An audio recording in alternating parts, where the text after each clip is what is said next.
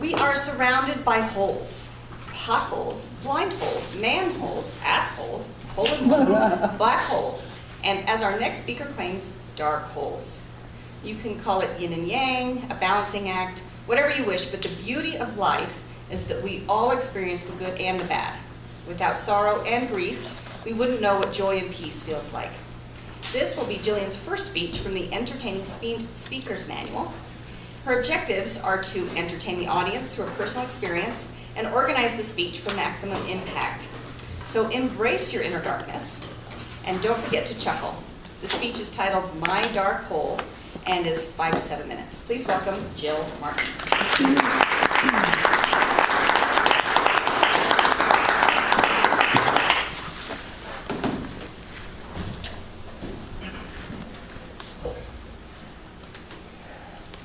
It's 6:30 a.m.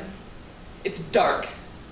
Literally it's dark, and it's also dark spiritually, emotionally, physically, and mentally, and any other form you can imagine, dark. It's one of those days where you just need to stay in bed. Bed. Bed is the savior from reality. Everything is always okay from bed. It's that day where you just can't face the world and you want to pull the down comforter back over your face and bury your head in those soft, fluffy pillows. It's a case of the blues. We all feel it when you're down and just can't face the day ahead. I call it my dark hole.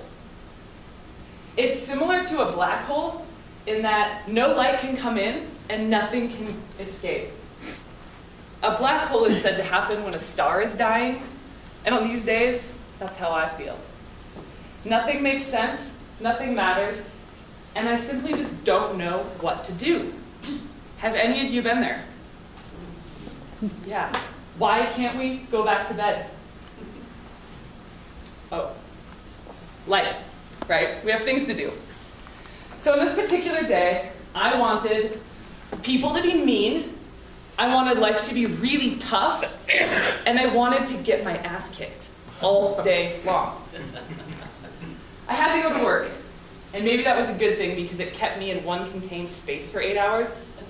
But for a living, I get paid to be nice to people. I work in a restaurant, and the first group that walked in that day was a 12 top, a happy family who had spent the morning outside skiing in the sun. Wonderful. They sat down and promptly ordered my favorite beverages to serve, Arnold Palmer's and diet sodas with lemons.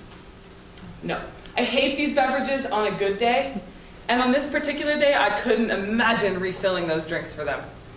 Every time I came around the table, the father at the front would say, "Oh, please, thank you. We appreciate your service.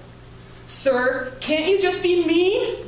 All I want is for someone to be mean so that I can be sassy back to them." It wasn't the case. And I couldn't even look this man in the eye because I knew if I did, I wouldn't have been able to take this lesson that I was teaching myself seriously for the rest of the day. So I managed to make it through the work shift. And then come indecision. When I'm free off in the world, during these days of darkness, I can't decide what to do. Should I go for a run? Should I go to yoga? Should I go to the grocery store and cook a healthy meal? Oh, I know. Screw it all. Retail therapy. That's what we do when we want to feel better about ourselves. We buy something nice, right? So I'm driving down 224 and I stop at TJ Maxx. Now, as a non-shopper, I hate shopping on a good day. I don't know why I thought I would be able to find something nice in this particularly foul mood. So 13 pairs of flashy leggings later, I look up into the mirror in that dressing room and just start to cry. My mind screaming, "What in the are you doing in here? You hate shopping. You're wasting time. What's wrong with you?" I put my head down and sulked my way out of TJ Maxx, get in my car, and drive down Canyon. Good tunes aren't cutting it. Motivational podcasts, pfft, get rid of that stuff. What am I going to do?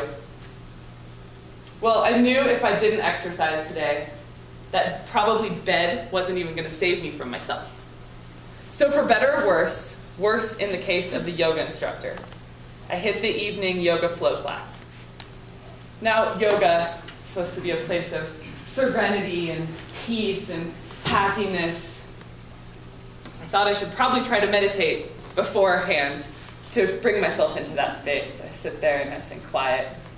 Thought, hate this, hate that. Oh my gosh. Good thing class started because I was probably going to walk out of there before it did.